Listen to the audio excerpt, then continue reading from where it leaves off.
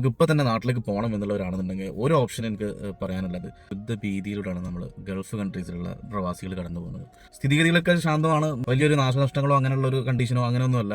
പക്ഷേ ഒരു ചെറിയൊരു യുദ്ധഭീതി എന്നുള്ളത് നമ്മുടെ ഗൾഫ് മേഖലയിലാകെ നിലനിൽക്കുന്നുണ്ട്. നമുക്കിപ്പോൾ ഇവിടുന്ന് നാട്ടിലേക്ക് പോകാനും പറ്റുന്നില്ല, അവിടുന്ന് ഇങ്ങോട്ട് വരാനും പറ്റുന്നില്ല. പല ആൾക്കാരുടെ ടിക്കറ്റുകളൊക്കെ ഇന്നലത്തതൊക്കെ ക്യാൻസലായി, ഇന്നത്തതും ക്യാൻസലാണ്. ഇനി റീഫണ്ട് മറ്റുള്ള കാര്യങ്ങളൊക്കെ അതിൻ്റെ പിന്നാലെ പോകണം. പക്ഷേ ഇവിടെ വിസിറ്റിൽ വന്നവർക്ക് ഇവരെ കാലാവധി കഴിഞ്ഞാൽ പോകണമല്ലോ. അപ്പോൾ എന്ത് ചെയ്യും? എക്സ്റ്റൻഷൻ ചെയ്താൽ ഒരു മാസം കൂടി നമുക്ക് കിട്ടും. അതൊന്ന് ഒരു പോസിബിലിറ്റി. രണ്ടാമത്തെ പോസിബിലിറ്റി ഇവിടുന്ന് എക്സിറ്റ് ആവണം. പിന്നെ 1-2 പ്രാവശ്യമൊക്കെ എക്സ്റ്റെൻഡ് ചെയ്തവരാണെങ്കിൽ പിന്നെ നമുക്ക് എക്സ്റ്റെൻഡ് ചെയ്യാനും കഴിയില്ല. അപ്പോൾ നമുക്ക് ഇവിടുന്ന് ഈ കൺട്രിയിൽ നിന്ന് എക്സിറ്റ് ആവുക എന്നുള്ളതേ ഉള്ളൂ മാർഗ്ഗം. പിന്നീട് അത് ഇങ്ങനത്തെ ഒരു സാഹചര്യം ആയതുകൊണ്ട് ഗവൺമെൻറ് അതൊക്കെ കൺസിഡർ ചെയ്ത് അതിനനുസരിച്ചുള്ള ഇളവുകളൊക്കെ തരുമായിരിക്കും.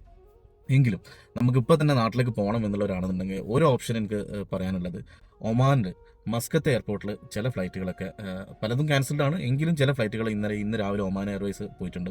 അതുപോലെ തന്നെ മുംബൈക്ക് ഉള്ള ഫ്ലൈറ്റുകൾ പലതും പോകുന്നുണ്ട്. അതുപോലെ തന്നെ കൊച്ചി, കോഴിക്കോടിലൊക്കെ 1-2 അപ്പോൾ അതൊന്നും നമുക്ക് ചൂസ് ചെയ്തിട്ട് നമുക്ക് പോകുന്നതാണ്. അത്രയും അത്യാവശ്യമുള്ള ആളുകൾക്കൊക്കെ വേണമെന്നുണ്ടെങ്കിൽ ഒരു ചെറിയൊരു വിസിറ്റ് വന്നവരാണെങ്കിൽ ഒരു ഒമാൻ വിസ എടുക്കുക.